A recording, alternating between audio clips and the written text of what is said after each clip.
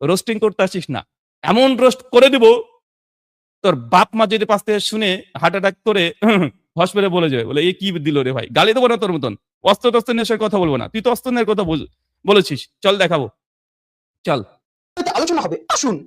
আচ্ছা হবে তো, হ্যাঁ আমি বলছি মহারাজ চ্যালেঞ্জ অ্যাকসেপ্ট করে নেবে, তুই শোন। কিন্তু ঘটনা হচ্ছে তোদের ওই মহারাজের নাম নিয়ে আর আমার ছবি, এই বাচ্চারা বাচ্চা হিজড়ার মতো করছো, আচুন আসুন, আরে বাপের বাপ বেটা যদি হোস আই, আগার দাম হে তো সামনে আ, তুই না, তোর সঙ্গে তো আমার গাড়ি ড্রাইভার ঠিক করে নিবে, তুই না, তোর মহারাজকে পাঠা।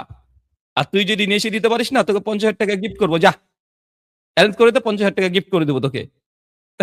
আর তুই যদি বসতে চাস আমার গাড়ি ড্রাইভারের সঙ্গে বসবি, আমাদের সঙ্গে, আমার গাড়ি ড্রাইভারের সঙ্গে যোগ্যতা তোর নেই, তারপরে তুই যা, তোর জন্য মানে অফার অফার দিয়ে দিলাম, যা গরুর মানে বাচ্চাদের সঙ্গে এর চাইতে কি অফার দেবো, এটাই ঠিক আছে তোর জন্য, চল। বয়ফ্রেন্ড সম্পর্কের মধ্যে দিয়ে গেছিল, তোরা বাবি মসজিদ ফসজিদ বানাচ্ছিস, তোরা একটা বয়ফ্রেন্ড কালচারের মধ্যে দিয়ে যাচ্ছিস। এবার তোদের সঙ্গে আমাকে ডাকিস, মহারাজকে ডাকিস, আমাদের যেতে গেলে একটা এই তোকে কে ডেকেছে রে? আমাদেরকে পাগলা করে কামড়েছে যে তোর মতো গরু বাচ্চাকে আমি ডাকবো? তোকে বলেছি না আমার গাড়ির ড্রাইভার তোর জন্য যথেষ্ট, তোকে আমি ডাকি না, তোর মহারাজকে ডেকেছে।